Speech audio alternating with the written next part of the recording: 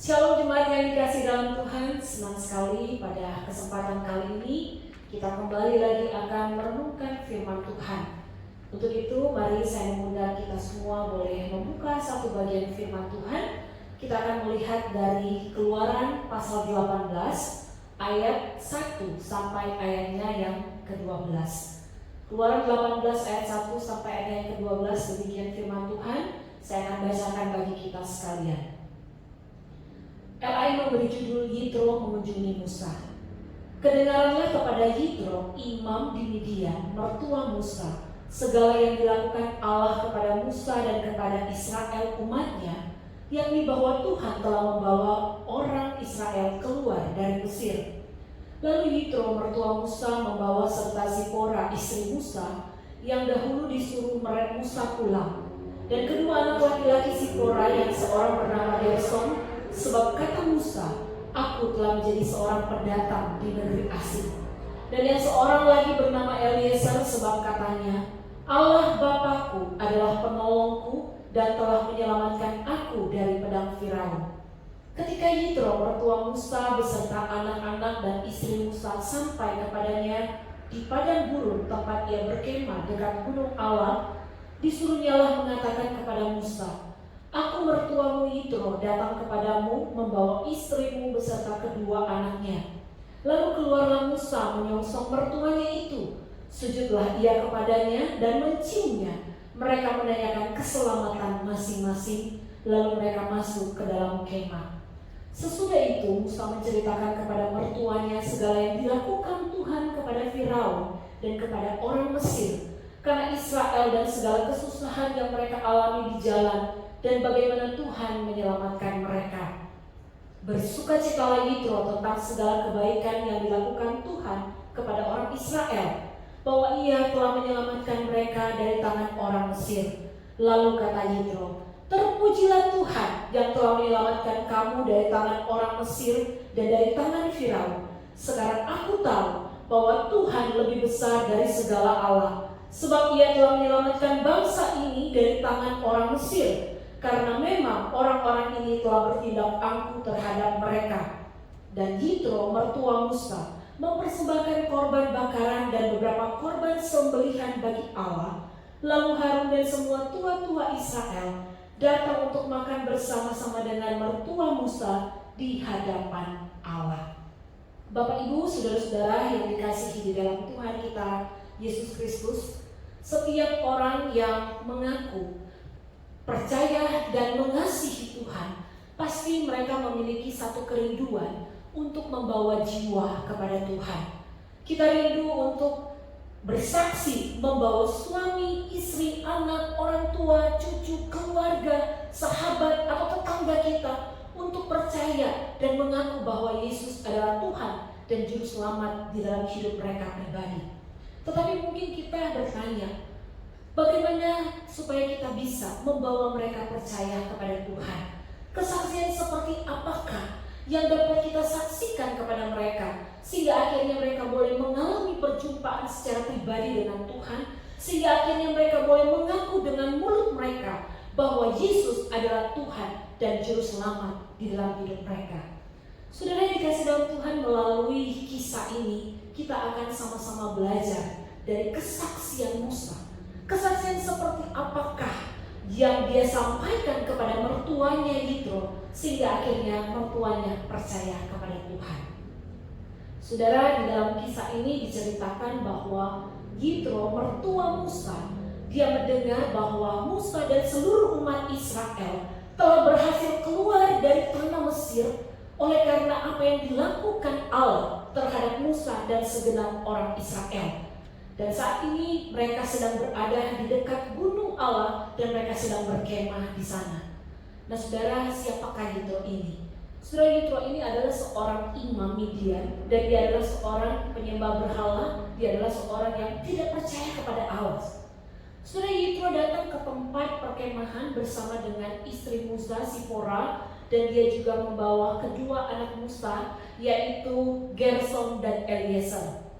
Saudara, sesampainya di sana dia meminta agar diberitahukan kepada Musa bahwa Yitro telah tiba di sana dan dia datang bersama dengan istrinya dan kedua anak laki-lakinya. Saudara, lalu dikatakan bahwa keluarlah Musa, dia menyongsong mertuanya itu, dan kemudian dia sujud dan mencium mertuanya. Saudara, tradisi sujud dan mencium di sini, saudara, adalah sebuah simbol penghormatan dan juga sebuah simbol penerimaan. Seperti kalau kita melihat di dalam Kejadian pasal 19 ayat yang pertama, lalu dalam Keluaran 15 ayat yang ke-20, saudara, di situ kita melihat ada tradisi sujud dan juga cium. Nah, saudara-saudara yang dikasih dalam Tuhan, di sini kita melihat bahwa Musa memperlakukan mertuanya ini sebagai seorang tamu yang sangat terhormat, dan dia menerima mertuanya ini dengan sangat baik. Dan kemudian sudah dikatakan lalu mereka itu saling menanyakan kabar satu dengan yang lain. Nah, saudara-saudara, setelah mereka masuk ke dalam kemah, apa yang terjadi, saudara? Musa lalu menceritakan kesaksian akan apa yang mereka alami. Di sini Musa tidak menceritakan bahwa dia adalah seorang pemimpin yang hebat yang berhasil membawa bangsa Israel keluar dari tanah Mesir. Musa juga tidak berkata bahwa dia ini adalah seorang yang luar biasa. Musa juga tidak berkata bahwa dialah yang membawa umat Israel keluar dari tanah perbudakan. Tetapi saudara, di sini ketika kita menyaksikan akan kesaksian yang disampaikan Musa kepada mertuanya, ini adalah sesuatu yang luar biasa, saudara. Dia mengatakan bahwa Tuhan sendirilah yang menyelamatkan mereka dari tangan orang Mesir. Saudara, kita tahu bahwa ketika mereka keluar dari tanah Mesir, itu bukan sesuatu yang mudah. Bangsa Israel harus berhadapan dengan Firaun. Mereka juga harus berperang, bertarung dengan 10 tulah. Lalu saudara, tidak hanya sampai di situ, ketika bangsa Israel keluar dari tanah Mesir, mereka dikejar-kejar oleh tentara Mesir, saudara. Dan ketika bangsa Israel sudah memasuki padang gurun, mereka juga harus bertarung dengan para musuh yang menghadang mereka. Nah, saudara, ketika kita melihat situasi dan keadaan yang dihadapi oleh Musa dan segenap umat Israel, saudara, ini bukanlah sesuatu kondisi yang menyenangkan, bukanlah sesuatu situasi yang baik, saudara. Tetapi mereka ada di dalam sebuah situasi yang sangat mencekam, yang sangat menakutkan, saudara. Mereka ada di dalam satu kondisi yang tidak mengenakan. Tetapi disinilah Allah menyatakan kuasanya untuk menolong dan menyelamatkan bangsa Israel, sehingga akhirnya, saudara, mereka bisa selamat. Saudara yang dikasih di dalam Tuhan, kalau kita melihat di sini, fokus daripada kesaksian Musa kepada mertuanya bukan karena kehebatan dan kekuatan daripada Musa, tetapi semata-semata karena Allah sendiri yang turun tangan untuk menyelamatkan mereka. Kesaksian seperti inilah, saudara, yang akhirnya membuat Yitro memuji Tuhan. Dan disinilah, saudara, dia tahu bahwa tidak ada Allah yang lebih besar, yang lebih hebat, yang lebih kuat, dan yang lebih berkuasa daripada Allah Israel, Allahnya Musa. Saudaramu yang dikasih dalam Tuhan, ketika Yitro melihat betapa luar biasanya kemahakuasaan Allah Israel itu, saudara, maka di sini dia memuji Tuhan, dan dikatakan, saudara, bahwa dia mempersembahkan korban bakaran dan juga korban sembelihan kepada Allah.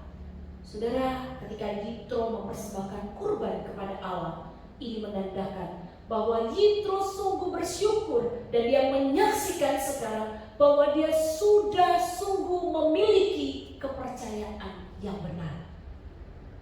Saudara, satu kali ada seorang bapak, saudara, dia memberikan kesaksian di dalam sebuah ibadah, dan kemudian, saudara, dalam kesaksiannya itu dia menyaksikan bahwa dia mengatakan bahwa dia adalah seorang pembunuh, dia dulu adalah seorang pezina, dia adalah seorang penjudi, dan segala macam kejahatan lain yang dia sebutkan, saudara.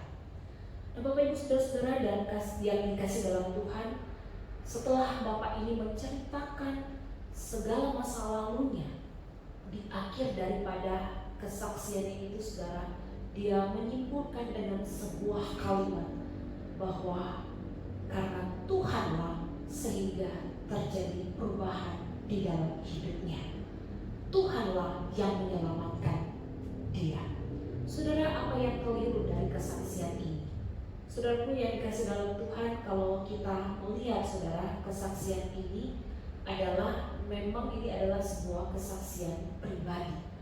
Tetapi saya tidak bermaksud mengatakan bahwa kesaksian ini adalah kesaksian yang salah. Bukan itu maksud saya saudara. Tetapi kalau kita memperhatikan dari kesaksian ini, bahwa yang ditonjolkan di dalam kesaksian Bapak ini saudara adalah dirinya sendiri. Dia mengatakan saya dulu ini, saya dulu ini, saya dulu ini, saya dulu ini.